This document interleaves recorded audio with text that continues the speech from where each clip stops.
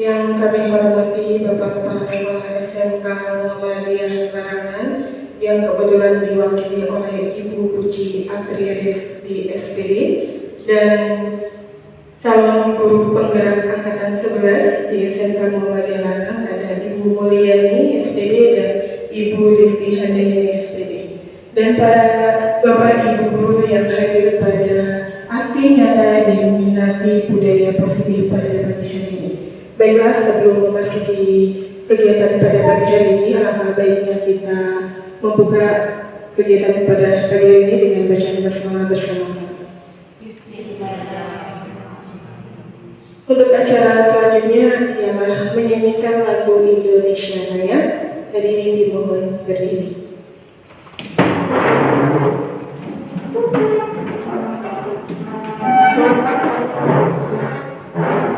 Dimohon untuk berikan maju ke depan oleh Ibu Hawa.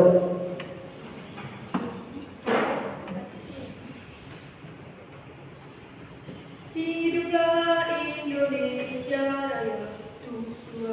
Indonesia tanah airku, tanah tumpah darahku.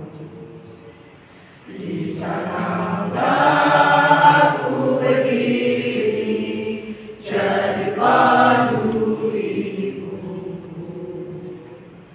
Indonesia kebangsaanku, bangsa yang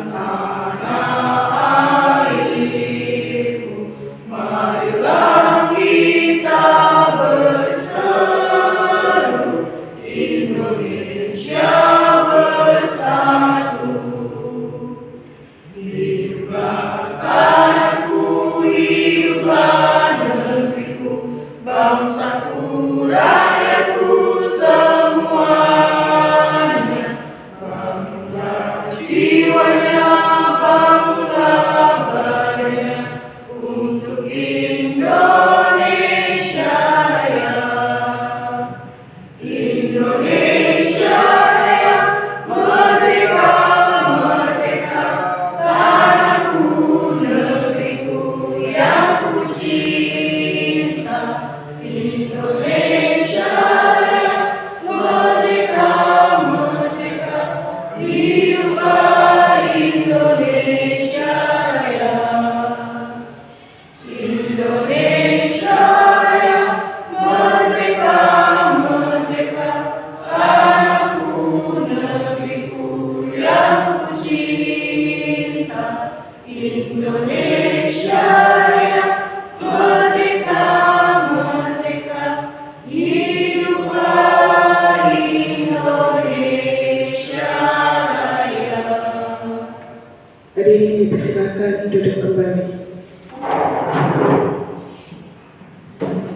Untuk acara selanjutnya ialah sambutan, di mana sambutan kepala sekolah kali ini akan diwakilkan oleh Ibu Puji Atriadesti SPD.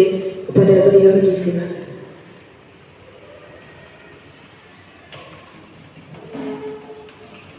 Bismillahirrahmanirrahim. Assalamualaikum warahmatullahi wabarakatuh. Alhamdulillahilladzi wassalatu wassalamu ala asyrofil anbiya'i wal mursalin wa ala alihi washabihi ajmain, amma ba'du. Pertama-tama mari kita panjatkan puja dan puji syukur kehadirat Allah Subhanahu wa taala yang telah memberikan kita nikmat iman, nikmat Islam, sehingga kita masih diberikan kesempatan untuk melihat, menyaksikan rekan kita menyampaikan aksi nyata diskriminasi budaya positif yang semoga nanti bisa mengimbaskan ke kita semua. Salawat besar salam selalu tercurahkan untuk junjungan kita Nabi besar Muhammad SAW yang telah membawa kita semua dari zaman jahiliyah ke zaman yang serba modern seperti saat ini. Yang terhormat Bapak Kepala SMK Muhammadiyah Larangan, yang saya hormati Ibu calon guru penggerak angkatan 11 yang alhamdulillah Berarti saat ini sudah mendekati akhir dari modul 1 ini ya. Yang saya hormati rekan-rekan seperjuangan yang senantiasa selalu membawa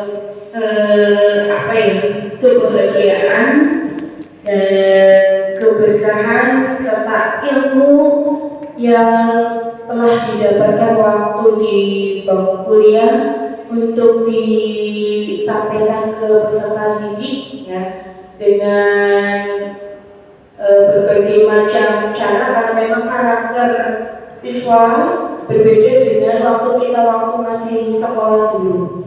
Sekarang mungkin karakternya lebih sedikit kurang ya, karena itu perlu adanya diseminasi. Alhamdulillah saat ini nanti kita akan menyaksikan diseminasi budaya positif. Harusnya di sini disaksikan oleh semua wali kelas, karena budaya positif ini yang menjadi tolak ukur pembiasaan bagi guru yang kemudian akan dicontoh oleh para siswa. Ya, para siswa selalu diawali oleh wali kelas yang mungkin dianggap siswa sebagai orang tua kedua di sekolah. Kemudian budaya positif ini juga harus diikuti oleh BK. Selain BK, jelas di sini ada tim kesiswaan dan guru-guru yang lain. Harusnya memang budaya positif ini bisa tersampaikan ke semua warga sekolah. Ya, semoga yang nanti menyaksikan diseminasi budaya positif bisa mengimbaskan minimal ke rekan-rekan yang ada di lingkungan kerjanya, di lingkungan sekolah ini, kemudian bisa ditularkan, bisa menjadikan contoh untuk anak didik kita. Karena budaya positif ini sudah harus dibiasakan.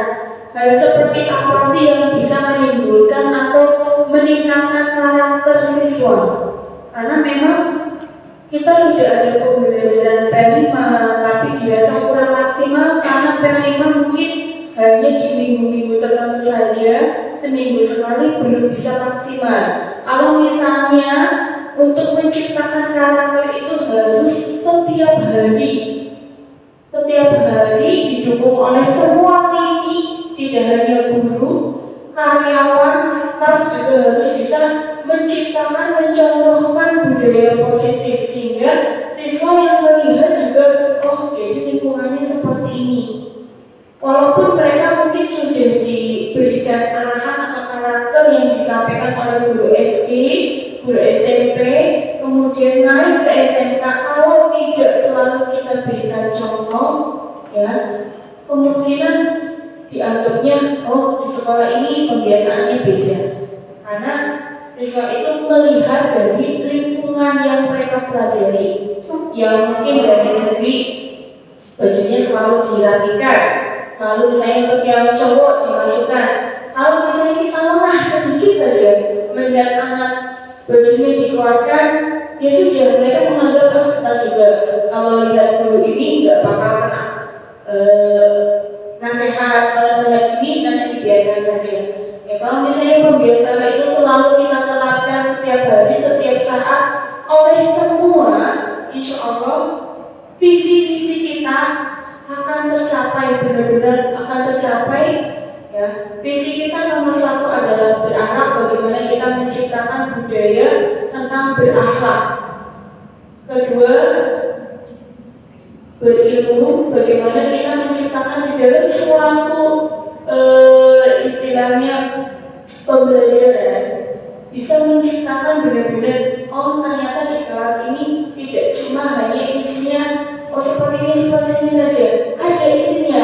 Mereka membawa istilahnya buku yang tidak hanya isinya berulang kosong. Ada pembelajaran yang mereka didapatkan di hari ini. Jangan sampai mereka datang ke sekolah tidak ada yang mereka dapatkan. Yang terakhir adalah berprestasi.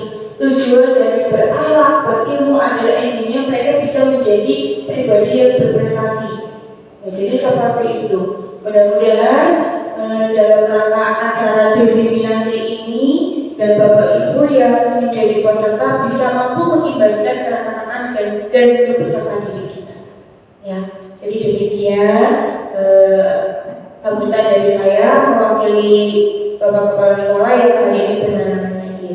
Bila dari hidayah, wassalamualaikum warahmatullahi wabarakatuh.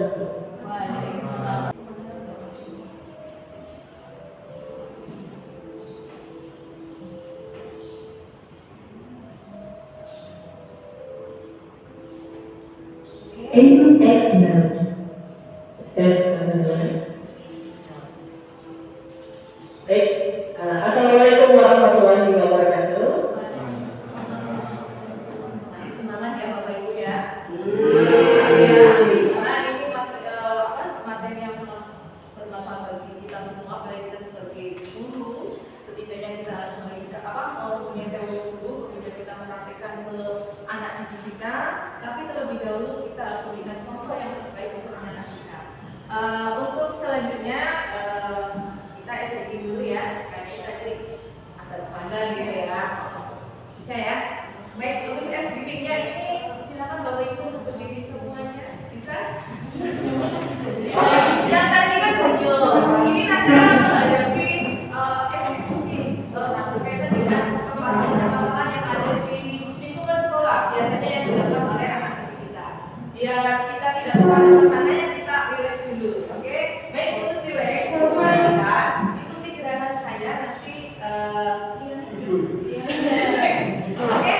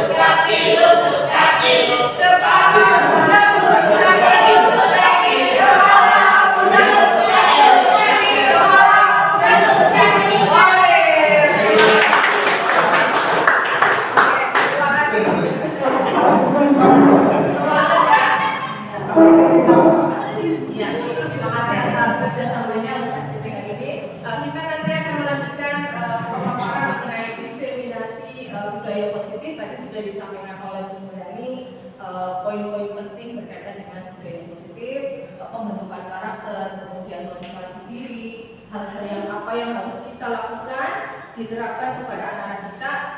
Pada awalnya, pada intinya, anak itu akan lebih baik jika motivasi itu dilakukan secara dibangun oleh diri sendiri tanpa adanya paksaan.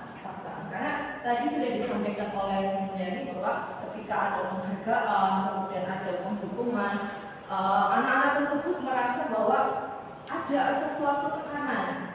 Dilakukan baik kalau ada hukuman dan ada penghargaan. Tapi kalau dilakukan dengan diri sendiri, saya yakin anak tersebut akan merasa bahwa punya tanggung jawab, bahwa Osnia adalah manusia yang harus bisa bertanggung jawab untuk diri sendiri dan nanti bermanfaat untuk orang lain.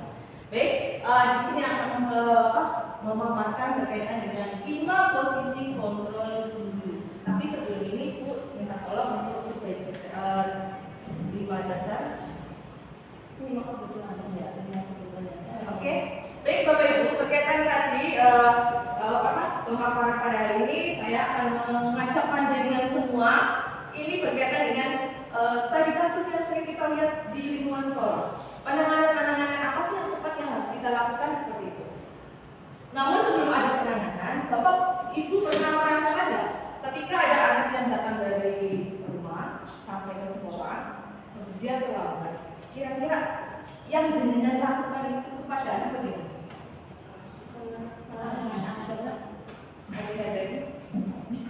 Ya, Bu Asa bagaimana? Menanyakan terlebih dahulu kenapa terlambat. Ya, menanyakan dulu, betul sekali. Ada lagi mungkin kan setiap guru mesti punya penanganan masing-masing ya. tadi menanyakan dulu kepada siswanya. Ada lagi? Mungkin ada lagi Pak Reko? Mungkin yang biasa menangani tentang pelambatan siswa. Respon panjenengan ketika siswa datang terlambat bagaimana Pak? Oh, oke. Sudah berarti hampir sama ya. Oke, untuk Bu Asa dengan Pak Reko, kenapa kok memilih? Ini kan jawabannya hampir sama. Saya mau nanyakan sama Bu Asa, kenapa ketika Bu Asa ada siswa yang terlambat, respon yang panjenengan itu tadi menanyakan kepada siswa alasannya untuk mengetahui kenapa siswa terlambat itu karena biar kita tidak mendiskriminasi siswa kalau misalnya terlambat itu karena disengaja atau ada alasan-alasan tertentu yang membuat mereka terlambat. Oke, luar biasa.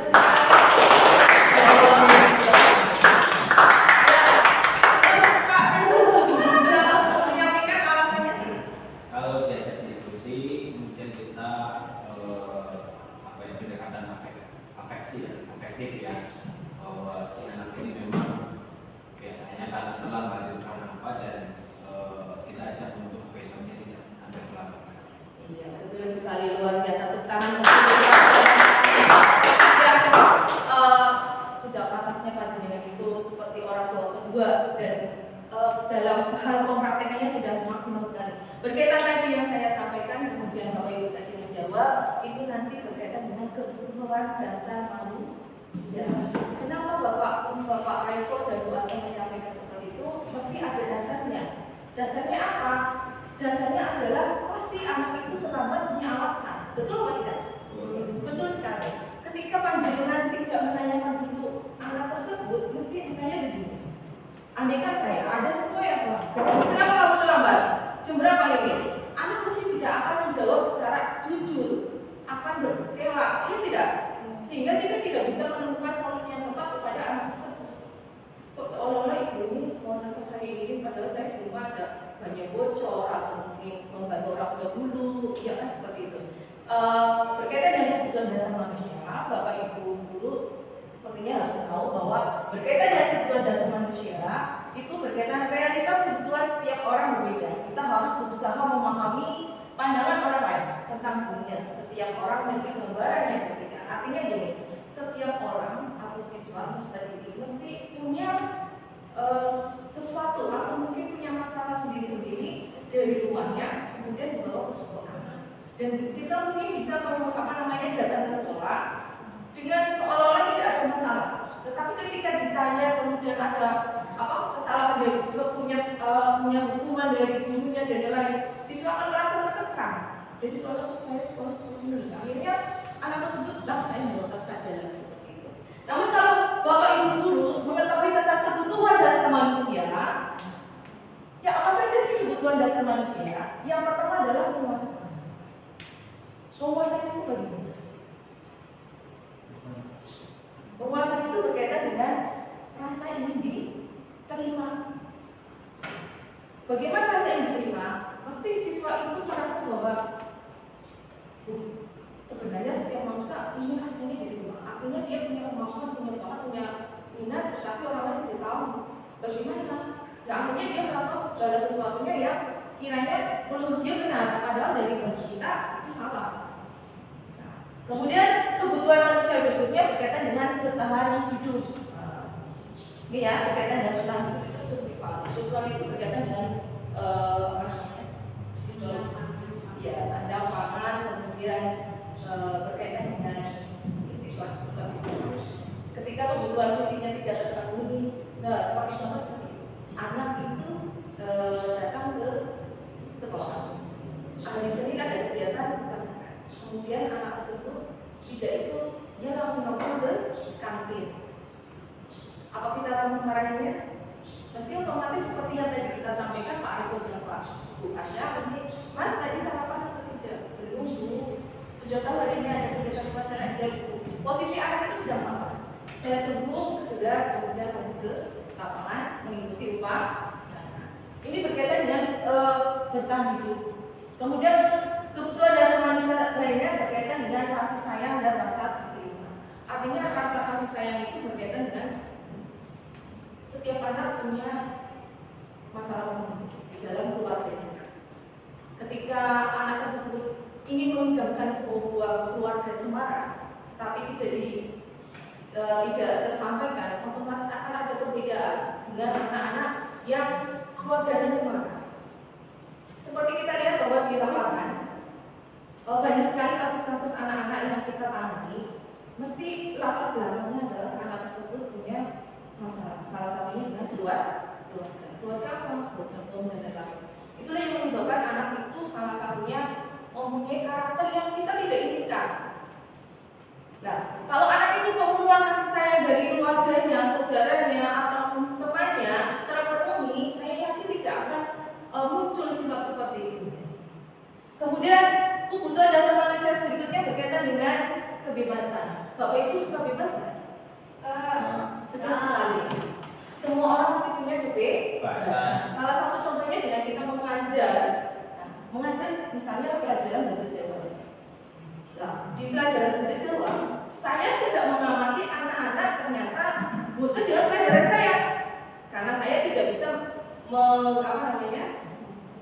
mengajar dengan metode apa yang tepat seperti itu. Akhirnya anak tersebut tidak mengikuti pelajaran saya, tidak terpenuhi berarti sesuai dengan rencana pembelajaran tadi.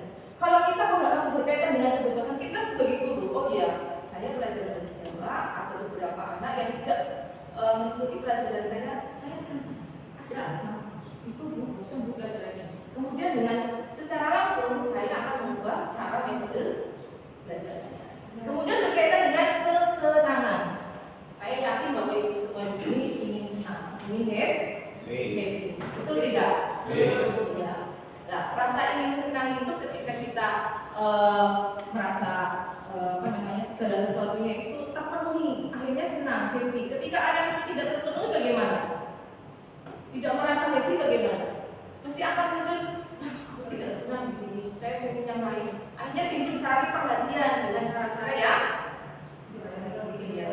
yang tidak baik. Maka dari itu Bapak Ibu semuanya, berkaitan dengan kebutuhan dasar manusia, kita wajib tahu bahwa setiap manusia punya kebutuhan dasar. Salah satu kebutuhan dasar ini bilang ada 5: penguasaan, kasih sayang dan rasa diterima, bertahan hidup, kesenangan dan kebebasan. Oke, next. Oke, ini berkaitan dengan kasus Bapak Ibu. Kita mari mempelajari kebebasan. Ibu Ria, guru kelas 6 di SD pernah sedang bingung menghadapi ulah salah satu murid di kelas bernama Agus. Beberapa anak telah datang dan mengeluhkan Agus yang seringkali meminta bekal makanan siang. Mereka dengan maksa, jika Anda menghadapi situasi seperti Ibu Ria, apa yang akan Anda lakukan?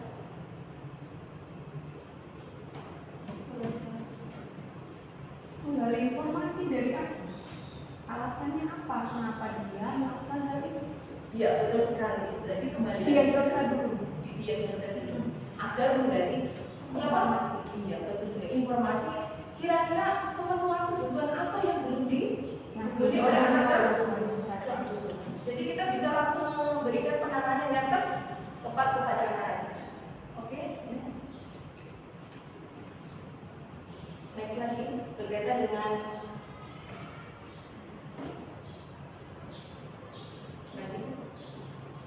lagi. Ya. Oke, berkaitan dari tadi berkaitan dengan 5 dasar kebutuhan manusia, kita beralih ke 5 posisi kontrol karena salah satunya itu saling berkaitan. 5 posisi kontrol guru terhadap murid. Mungkin Bapak Ibu yang di sini ada mereka sudah tahu berkaitan dengan posisi kontrol yang tepat itu seperti apa. Itu tidak tahu, ya enggak? Oke, saya cek tanya. Pernah nggak panjenengan semua itu ketika ada siswa melanggar tata tertib atau melanggar sesuatu yang ada di sekolah, tindakan kalian langsung marah dalam artian membunuh secara verbal? Pernah tidak? Kira-kira itu pas atau tidak? Tidak. Mari Bapak Ibu kita mempelajari tentang 5 posisi kontrol guru. Yang pertama adalah penghukum. Berkaitan dengan penghukum berarti panjenengan sudah tahu. Berarti kita adalah posisinya adalah menghukum. hukum. Karena apa? Saking gedenya. Betul apa tidak? Tapi setelah mempelajari di CKP, ternyata wah, ini dampak negatifnya sangat luar biasa. Anak tersebut akan merasa dendam dengan kita, diinting-inting dengan anak kita. Benar apa tidak? Betul sekali. Kemudian berkaitan dengan pembuatan merasa bersama. Membuat merasa bersama artinya begini. Anak tadi memang terlambat. Apakah kita menyatakan bahwa kamu terlambat terus? Gini dan lain-lain. Ya bu, saya memang terlambat terus. Besok saya akan terlambat. Jadi kayak seolah-olah bahwa dia sudah dicap menjadi anak yang datang selalu terlambat. Meskipun dikasih waktu itu tetap saja masih dikatakan siswa tersebut adalah siswa terlambat. Atau kita tambah lain ketika kami pelajaran, panjenengan semua pasti merasa bahwa ada siswa yang setelah istirahat kemudian kita masuk jam pelajaran masih omong-omong di kantin. Benar apa tidak? Dan tiba-tiba anak itu datang masuk terlambat. Kita sudah menjelaskan, kan merasa terganggu. Ketika merasa terganggu, kita kan emosi. Benar tidak? Kalau kita emosi, otomatis apapun yang kita keluarkan mesti kalimatnya yang mengolok-olok bahwa anak tersebut bersalah. Harusnya kita harus bersabar. Sabar artinya apa?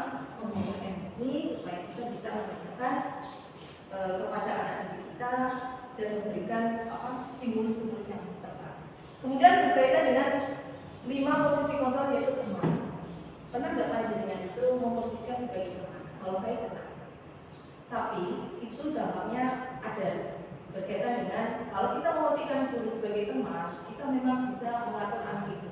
Tapi hanya tertentu saja, tidak secara keseluruhan. Tapi kalau kita sudah tidak berteman dengan dia lagi, kita agak sedikit jauh, anak itu akan berubah lagi. Betul atau tidak? Betul sekali. Jadi 5 posisi kontrol itu memang ada beda. Kemudian 4, pemantau. Apa itu artinya pemantau? Pemantau artinya adalah memantau. Memantau itu yang seperti apa sih? Memantau itu artinya seperti ini. Saya sebagai guru, panjenengan sebagai guru. Kemudian seorang BK pasti akan, Bu, rumah saya itu anaknya ini namanya ini sering datang lambat, tidak masuk pelajaran. Ini datanya ada dan ini semuanya ada. Nanti minta tolong ya. Ini berkaitan dengan pemantau. Nah, posisi kita ketika dapat informasi dari BK, kemudian anak tersebut dipanggil, posisi kita adalah sebagai pemantau. Kemudian anak itu dipanggil. Nah, sesuai dengan data yang didapatkan atau benar, betul apa tidak? Kemudian anak itu pasti akan menjawab. Nah, di situ dalam proses di sini pemantauan itu bagaimana sih supaya kita menggali dari siswa itu bisa menjawab jujur. Nah, dari segi pemantauan dengan manajer itu hampir cuma akan lebih baik ketika kita posisinya sebagai manajer. Kenapa posisinya akan lebih baik menjadi manajer? Karena apa? Ketika manage sebagai manajer ini akan menjadi satu, kita tidak akan menghakimi anak tersebut. Artinya bagaimana? Anak itu tidak merasa itu akan dihukum. Benar atau tidak? Ya sebenarnya saya datang aja yang penting saya datang. Kalau dulu mungkin hukumannya nggak berat kayak gitu. Tapi kalau sebagai manajer di sini, nah silakan datang di rumah. Kemudian anak tersebut bagaimana cara kontrolnya. Kemudian di dalam manajer, contohnya seperti ini. Manajer adalah posisi di mana guru berbuat sesuatu bersama dengan murid, mempersilahkan murid, mempertanggungjawabkan perilakunya, mendukung murid agar dapat menemukan solusi atas permasalahan sendiri. Berkaitan dengan manajer, itu terkadang kita apa sih yang harus kita lakukan? Biasanya adalah memanggil anak tersebut sesuai dengan data yang kita sudah punya. Kemudian apa lagi? Nah, berkaitan dengan data yang kita punya, kita tenangkan dulu anak tersebut. Intinya begini, anak tersebut dikondisikan dalam kondisi stabil. Artinya apa? Biasanya anak yang sudah melakukan kegiatan kesalahan, nakal, pasti kayak ibu bakal dihukum, bakal di sini. kelebihan. Tetapi kalau kita posisinya sebagai manajer, kita itu merangkul anaknya, datang anaknya dengan data yang sudah ada, dengan sistem yang seperti apa?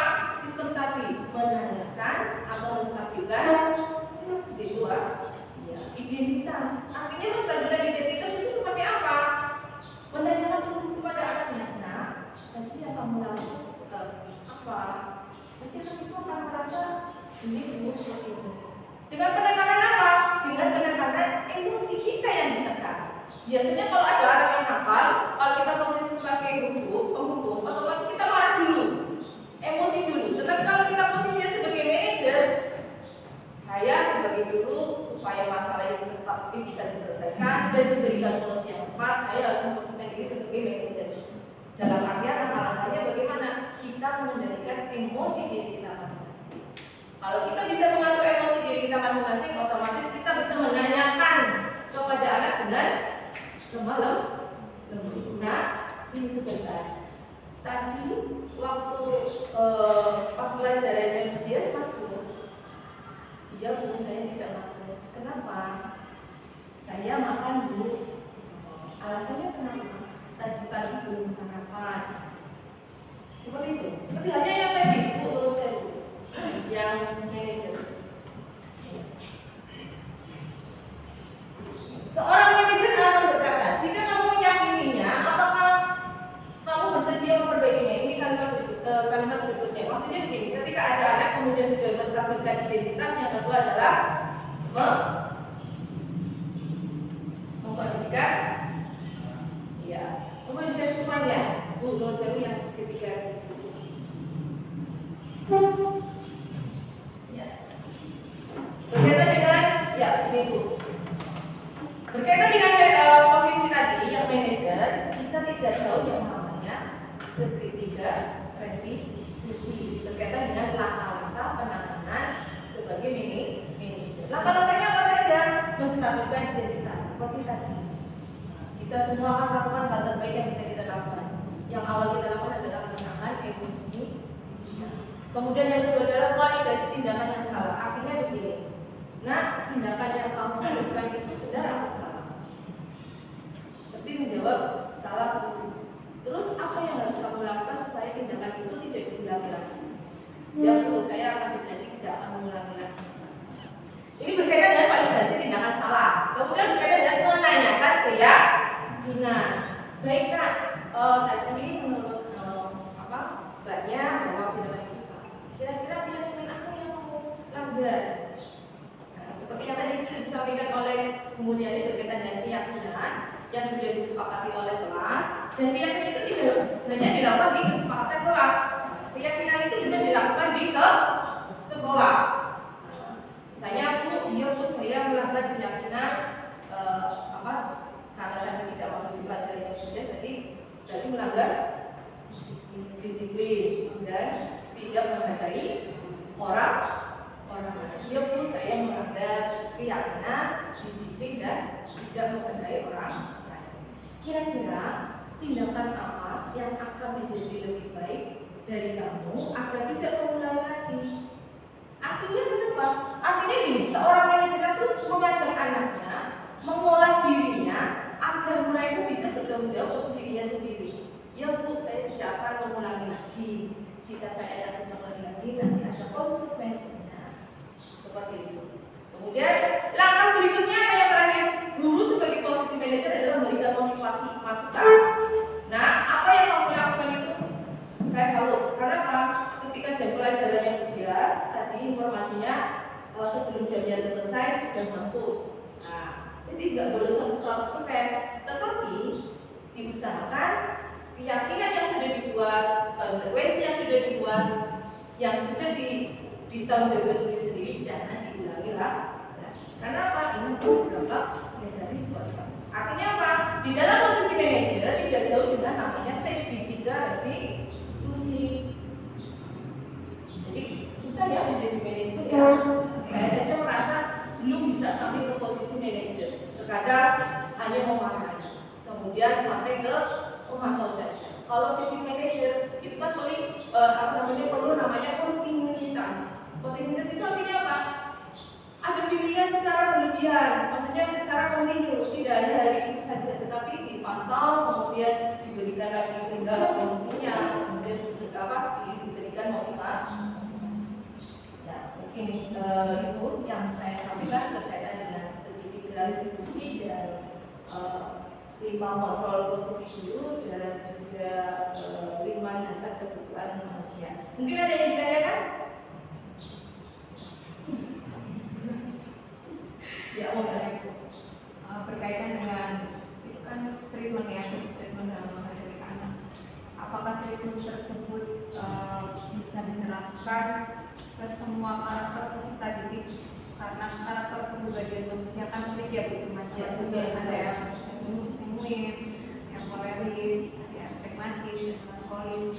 Apakah treatment yang tadi Anda jelaskan itu bisa diterapkan ke semua karakter? Ya, baik, terima kasih Bu Ina pertanyaannya. Berkaitan dengan treatment tadi, apakah bisa digunakan untuk semua anak?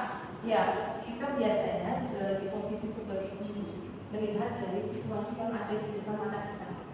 Ketika memang posisi kontrol guru terbaik itu di posisi manajer, tetapi di 4 posisi lain sebagai guru itu juga bisa diterapkan ke anak-anak kita. Misalnya anak kita memang pelanggaran seksual biasa beratnya, sudah diberikan stimulus yang baik, kemudian treatment yang baik, ternyata masih diulangi. Boleh nggak menggunakan sebuah posisi kontrol yang pertama?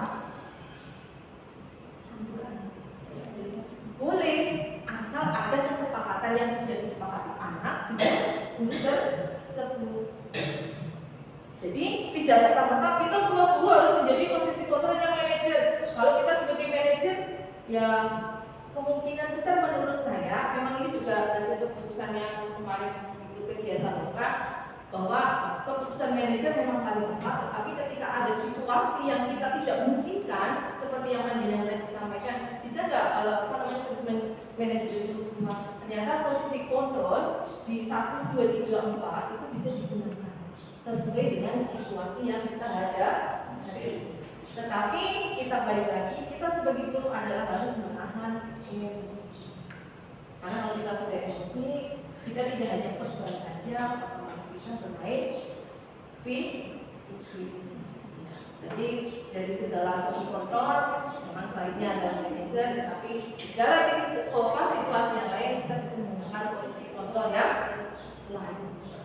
Mungkin itu jawaban dari saya. Bagaimana Bu? Terima kasih. Sudah cukup ya? Ada pertanyaan lagi? Ya, mungkin sedikit menjelaskan atau pertanyaan. Ya, memang tadi yang disampaikan ada 5 posisi kontrol, tapi posisi kontrol yang paling baik adalah manajerial. Jadi ketika kita memposisikan tahap awal, kita sudah memahami itu gunakanlah yang manajerial. Ketika kita bertemu dengan siswa yang melanggar, saya siswa terlambat. Bagaimana caranya biar kesalahan si anak itu biar mereka sadar akan kesalahannya sendiri. Terus bagaimana caranya biar si anak itu tahu saya sadar saya salahnya ini, kemudian bagaimana cara mengatasinya Mas Mbak? Ya, si anak akan mencari tahu. Oh, jadi cara menangani kesalahan saya seperti ini. Saya ada anak terlambat. Kenapa Mas lambat? Saya bangunnya kesiangan. Oh, kenapa bisa bangun kesiangan? Main HP sampai jam berapa Mas? Sampai jam 2 atau sampai jam 3. Nah, berarti udah tahu ya salahnya apa ya. Berarti nanti lain kali harus gimana? Main HP-nya jangan sampai lebih jam 10 misalnya. Nah, jam 10. Berarti kalau misalnya di situ si anak sudah sadar dengan kesalahannya, nanti bisa maju ke kesalahan. Nah, nanti di situ. Pokoknya posisi kontrol terbaik ada di manajer. Kalau manajer sudah mungkin kan di sini karena SMK ya, SMK kan kenakalannya lebih gitu kan. Nah, manajer sudah tidak bisa menggunakan yang rasa bersalah, mungkin ada yang lebih parah lagi baru ke penghukuman. Kalau rasa bersalah mungkin kita bisa kamu nggak kasihan sama orang tua kamu di sini sekolahnya mahal, ya siapa yang biayain orang tua? Ya seperti itulah. Jadi memang tadi yang disampaikan oleh Bu Desi itu ada 5 posisi yang terbaik adalah manajer. yang lain itu tidak bisa dipakai lagi, kita bisa menggunakan posisi yang variasi yang lain. Seperti itu. Baik, terima kasih Bu Dias untuk penjelasannya. Ini mungkin sudah ada gambaran dari Bapak Ibu ya berkaitan dengan kita sebagai pendidik. Selain kita sebagai tim pengeksekusi, berarti kita sebagai pemberi motivasi dan juga memberikan contoh yang terbaik kepada anak kita. Karena kalau kita tidak memberikan contoh terlebih dahulu, siapa lagi kalau bukan gurunya, itu tidak. Ya. Baik, mungkin itu saja yang saya sampaikan. Selebihnya saya ucapkan banyak terima kasih kepada Bapak Ibu guru yang sudah berkesempatan hadir di sini.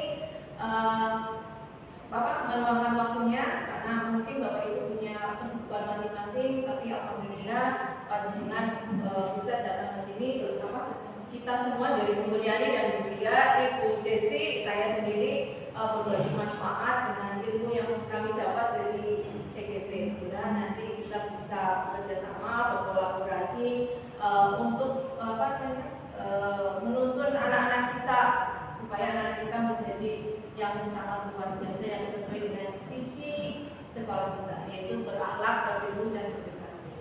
Akhirul kalam, wassalamualaikum warahmatullahi wabarakatuh.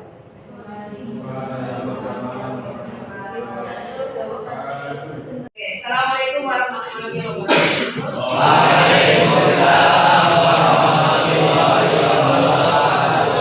Bagaimana kabarnya? Semua ya, hari ini cuacanya luar biasa lagi ekstrim, ada angin banyak, ya, banyak perkembangan, jadi mohon bisa menjaga kesehatan. Pandai-pandailah untuk memilih makanan, kira-kira makanan yang tidak sehat jangan dimakan. Ya, baik anak-anak, hari ini itu Ibu akan mengajak kalian di kelas ini untuk membuat keyakinan. Sebelumnya sudah tahu keyakinan kelas? Ya. Ibu akan membahas mengenai keyakinan kelas. Keyakinan kelas itu sesuatu kesepakatan yang nantinya satu kelas ini itu mau mengarah kebaikan yang mana. Artinya gini, pasti setiap kelas punya tujuannya masing-masing. Coba saya tanya sama kalian. Kalian masuk di SMK ini, masuk di kelas 10 TO3, itu sebenarnya tujuan kalian apa selain belajar? Ya, mencari teman. Setelah mencari teman mesti apa lagi supaya kelas kaliannya? Ya, tadi mencari ilmu. Oke. Kita lihat saja di sini tadi pagi, ya enggak? Sebelum Ibu masuk itu banyak sekali sampah. Kemudian kira-kira kalau sampah ini tidak diambil, pasti otomatis kelas ini menumpuk dengan banyak sampahnya. Kira-kira kalian nyaman dari kelas ini ketika ada sampah banyak di sini? Inginnya kalian seperti apa? Bersih ya, tetapi bersih itu tidak tanggung jawab diri sendiri, harus bekerja sama. Bagaimana? Ya dengan melakukan keyakinan kelas. Supaya apa? Supaya sama-sama bertanggung jawab. Oke, hari ini aku akan mengajak kalian kira-kira keyakinan seperti apa yang harus kalian inginkan. Artinya supaya kelas ini itu pengennya tujuannya seperti apa. Ya. Kemudian berkaitan dengan keyakinan, di situ kan pasti namanya tujuan kelas. Tujuan kelas selain bersih, ada selain bersih ada nggak di kelas ini? Mungkin pernah nggak kalian di kelas ini berbicaranya agak kasar? Pernah nggak? Nah, punya kesepakatan kelas dari sini. Kalian di kelas ini dilarang mengucapkan kata-kata kasar. Pernah nggak? Pernah. Andaikan kalian di sini tidak ada keyakinan atau kesepakatan kelas, tiba-tiba kalian menggunakan kata-kata kasar. Kira-kira bagaimana kelas ini? Kelas ini bagaimana? Tiba-tiba kelas ini itu bilang kalau kelas ini ngomongnya kasar, ya enggak? Terima enggak? Pasti enggak terima. Ya kan? Terus bagaimana supaya kelas ini satu bersih, dua apa? Saling menghargai. Kalian mau nggak saling menghargai satu sama lain? Mau ya? Dengan apa? Kita dengan memberikan kesepakatan. Mau ya? Kemudian selain itu apa lagi? Pernah nggak kalian itu belajar semalamnya karena paginya adalah pulang? Ya nggak? terus tiba-tiba teman kalian yang nggak belajar ngurung-ngurung meja, kira-kira emosi nggak? Emosi ya. Terus bagaimana supaya pembelajaran ini bagus? Tidak boleh mencontek, harus belajar tetap tidak. Oke, jadi berkaitan dengan kegiatan pembelajaran hari ini, ketika kalian ada undangan, kemudian Bu, mana kalau sekelas kita itu harus jujur. Ketika ada undangan tidak boleh mencontek. Sepakat atau tidak? Sepakat atau tidak? Sepakat Bu, tapi saya juga belajar boleh. Kemudian jangan ya. Oke, Ibu akan membagikan sebuah kartu. Nanti kalian isi, kalian tempel di sini. Kira-kira kelas kalian itu pengennya seperti apa?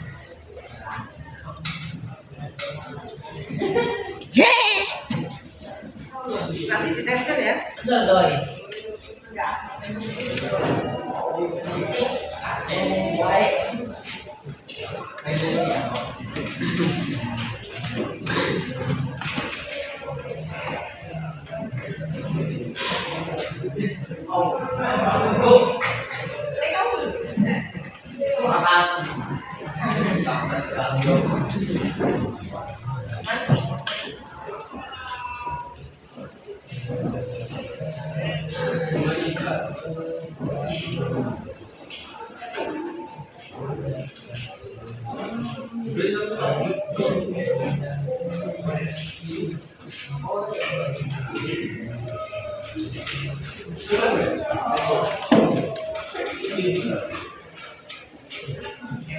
Jadi gini, nanti kalian tulis sebenarnya kelas kalian itu maunya seperti apa supaya nanti kita bisa bekerja sama bareng-bareng supaya mencapai sesuatu yang terbaik. Misalnya contoh yang tadi ada siswa yang terlambat. Ketika ada siswa yang terlambat, biasanya apa?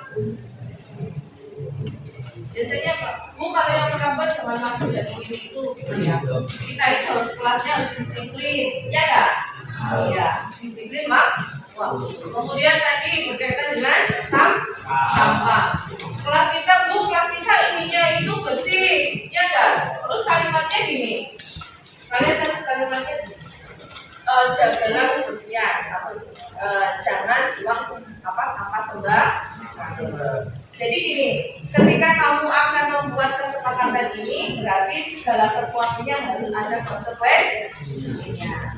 Paham ya? Coba itu pengen lihat, kira-kira kamu itu sebenarnya kelas ini mau juga mau mana? Silakan tulis. Mau 3, mau 4, gak apa-apa. Contohnya kan ada juga ya, jagalah kebersihan, ya enggak? Saling menghargai. Ya, oke, silakan ditulis.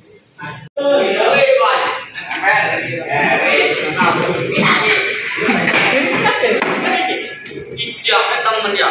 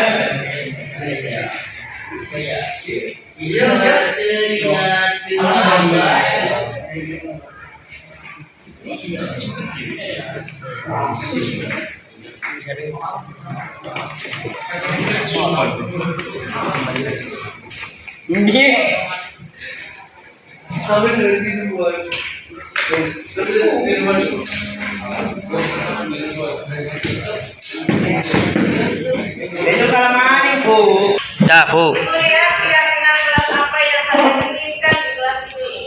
Pengen kelas begini.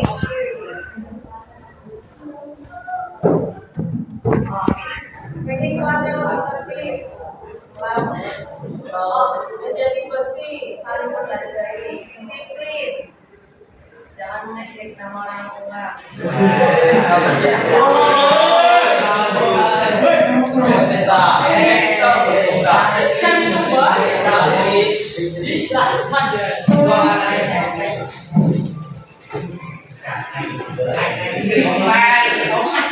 Ya dapat ini dia kembali lagi.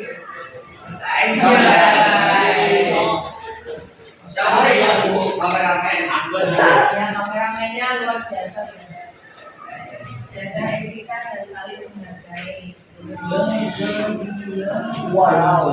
Jarang kalau Dilarang ngerti bahasa Indonesia. Tembelek. Ya, saya ingin kelas saya menjadi bersih dan ramah. Oh, semuanya bersih ya.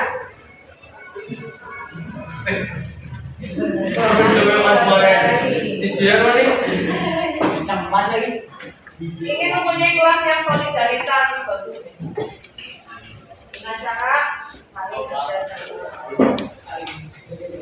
menghargai sopan santun, ya, gotong royong, nggak mikir juga 1.000 bener. Akbar kita pegawaian itu 1000. Yang disiplin waktu. Waktu adalah mas, jika ada siswa yang datang terlambat akan disampaikan dan bisa menerima info. Kalau tidak mau pakai Usaha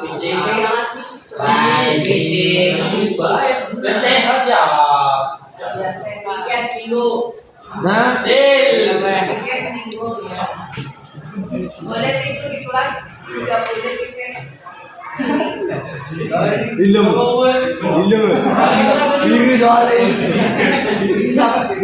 Otaknya disiplin. Oke, perhatikan keyakinan kelas untuk semua anak yang ada di kelas ini itu 1, 2, 3, 4 semuanya keinginannya yang pertama adalah jagalah kebersihan. Jadi nanti untuk keyakinan kelas di sini yaitu menjaga kebersihan dengan cara apa? Menggunakan tiket yang sudah ditentukan. Ya. Kemudian yang kedua di sini ada yang namanya saling menghargai. Saling menghargai artinya berarti tidak boleh mengeluarkan kalimat-kalimat kasar atau mengejek. Sepakat atau tidak? Sepakat ya? Kemudian yang ketiga ini gotong royong, bergotong royong. Nah, artinya bergotong royong berarti jika satu sama lain ketika ada diskusi dan berarti yang lain bersih sigap ataupun langsung. Oke, setuju apa ini gotong royong? Setuju ya? Oke, kemudian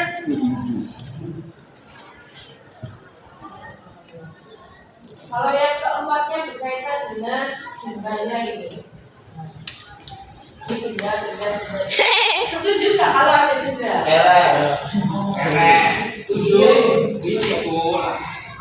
Ini nanti disepakati bersama berkaitan dengan keyakinan kelas. Keyakinan kelas ini dibuat. Yang pertama tadi apa kalian? Jagalah kebersihan. Iya. Yang kedua saling menghargai dalam berucap. Kemudian yang ketiga ini gotong royong untuk menjaga kekompakan. Yang ini berkaitan dengan konsekuensinya. Tidak menjalankan berarti di sini ada denda 1.000. Setuju apa enggak ini? Setuju atau enggak ini? Enggak. Yang ininya yang namanya keyakinan kesepakatan harus ada konsekuensi dan harus bisa dijalani bersama. Enaknya seperti apa? Ada yang mau mengusulkan? apa sih? Untuk konsekuensinya? Segala sesuatu keyakinan kan harus dijalani bersama. Jika ada satu orang yang melanggar bagaimana? Kita seminggu. Iya, setuju apa enggak ini? Setuju. Oke, deal ya. Nanti keyakinan kelas ini dibuat di papan seperti ini. Keyakinan kelas untuk kelas 10 TO3 jagalah kebersihan. Siap. Dengan cara apa? Ketika kita makan, buanglah sampah di tempat sampah setelah makan. Kemudian saling menghargai, tidak boleh menggunakan kata-kata kasar di lingkungan kelas. Paham ya? Kemudian gotong royong. Gotong royong artinya saling kerjasama. Paham? Deal ya? Oke. Ya sudah, berarti kalian sudah deal ya dari kelas ini. Tolong nanti buku kalian bisa dijaga bersama. Oke, mungkin itu saja yang ingin disampaikan. Nanti kita lanjutkan ke hari berikutnya. Oke, wassalamualaikum warahmatullahi wabarakatuh.